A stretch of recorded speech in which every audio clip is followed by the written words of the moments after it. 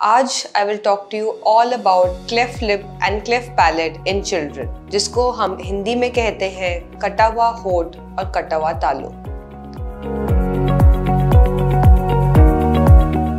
I'm Dr. Shreya Krishna, your trusted oral and maxillofacial surgeon from New Delhi. So, कटा हुआ होठ या कटा हुआ तालू one of the most common congenital birth defects में से आता है। That means पैदाइशी बीमारियों में से cleft lip and cleft palate सबसे common deformity में से आता है। भारत में हर 700 बर्थ्स में से एक बच्चा क्लेफ्ट लिप या क्लेफ्ट पैलेट का शिकार होता है। सो नॉर्मली जो हमारा होठ और हमारा तलवा होता है वो गर्भावस्था के दौरान जुड़ जाता है। कुछ कारण के वजह से बहुत बच्चों में ये नहीं हो पाता एंड दैट इज वाई पैदाइशी वो क्लेफ्ट लिप या क्लेफ्ट पैलेट से बॉर्न होते हैं। नाउ ऐसे क्या कारण है जिसके वजह से बच्चे को क्लेफ्ट लिप या क्लेफ्ट पैलेट हो सकता है? अगर जो प्रेग्नेंट मदर हैं, अगर वो ड्यूरिंग प्रेगनेंसी सर्टेन सप्लीमेंट्स ना लें, for example folic acid and iron, then ऐसे केसेस में क्लेफ्ट लिप या क्लेफ्ट पैलेट बच्चे का होना बहुत कॉमन होता है। सेकेंडली, कुछ ऐसे मेडिसिन या ड्रग्स होते हैं जो अगर माँ ने गर्भावस्था के दौरान ले लिए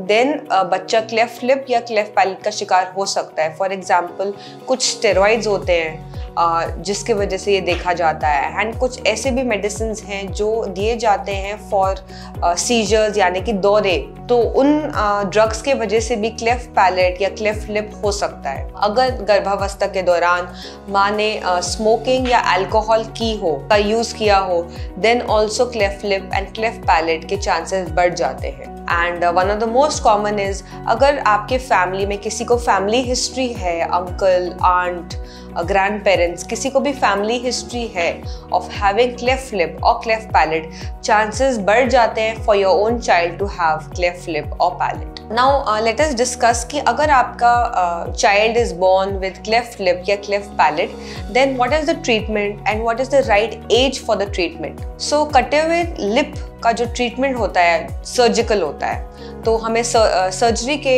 जरिए से लिप को जोड़ना होता है इन द करेक्ट पोजिशन। ये सर्जरी बच्चे के 3 महीने कंप्लीशन के बाद की जाती है, या अगर बच्चा 5 kgs यानी कि 5 किलो वजन उसका एक्सीड हो जाए तभी ये सर्जरी की जा सकती है।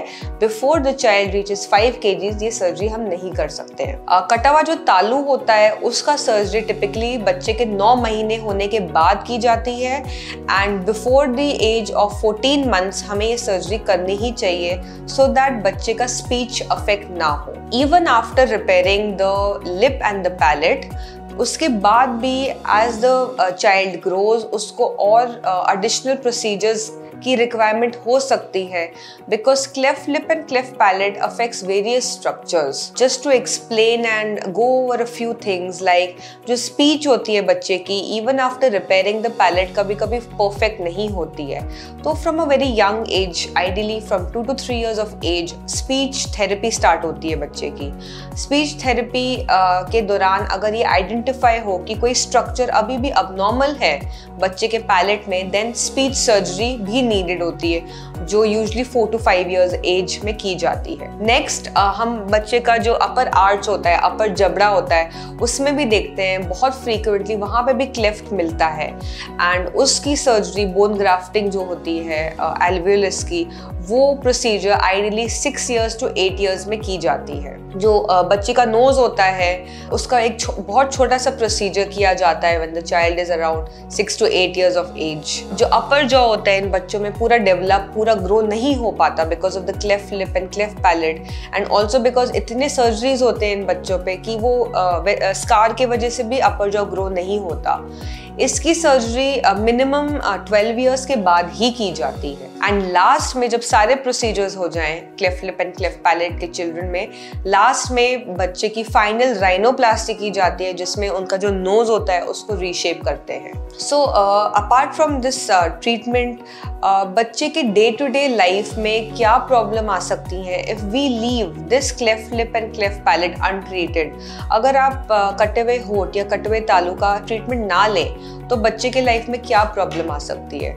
The first, the most obvious and सबसे प्रॉब्लम वाली जो बात है वो ये है कि बच्चा माँ का दूध नहीं पी पाएगा, बिकॉज उसके लिप में वो सील नहीं बन पा रही, उसके लिप 2 हिस्सों में है, तो वो माँ का दूध नहीं पी पाते, and that is a very big problem for both the child and the mother. In cases में मदर्स यूजली स्पून का इस्तेमाल करती हैं या पालादाई का इस्तेमाल करती हैं जब तक हम ये सर्जरी नहीं परफॉर्म कर पाए। सेकंड, क्योंकि तालुओं पे जो कटा हुआ होता है उसके वजह से माउथ एंड नोज में कनेक्शन होता है, तो बच्चा कुछ भी खाए पिए वो सारा का सारा खाना नोज में जाता है, अनटिल एंड अनलेस हम पैलेट का भी प्रोसीजर एंड सर्जरी कर दें। एडिशनली ये इन्फ्लक्स की वजह से जो रिगर्जिटेशन हो रहा है, माउथ के कंटेंट्स नाक में जा रहे हैं, उस वजह से इन बच्चों को ईयर की भी बहुत इन्फेक्शंस होने के चांसेस बहुत हाई होते हैं, एंड अगर ईयर इन्फेक्शन को हम ठीक टाइम पे ना ट्रीट करें then they can even have hearing loss. Next most common है स्पीच प्रॉब्लम्स। जिन बच्चों की क्लेफ्ट लिप या क्लेफ्ट पैलेट है उनकी स्पीच टोटली क्लियर नहीं होती है, उनकी एक तो जो क्लैरिटी होती है स्पीच की वो कॉम्प्रोमाइज्ड होती है, एंड स्पीच बहुत हाइपर नेजल होती है, मतलब बहुत ही नेजल स्पीच होती है इन बच्चों में। लॉट ऑफ स्पीच थेरेपी, कुछ श्लोकों का प्रैक्टिस करना एंड स्पीच सर्जरी का पूरा कॉम्बिनेशन होने के बाद इन बच्चों की स्पीच बहुत हद तक हम इम्प्रूव भी कर सकते हैं। बट ये सब रीजंस के वजह से यू कैन ईजिली अंडरस्टैंड कि हमेशा एक क्लेफ्ट लिप एंड पैलेट के पेरेंट को एंड चाइल्ड को अपने हेल्थ केयर प्रोवाइडर के साथ हमेशा कांस्टेंट टच में रहना चाहिए।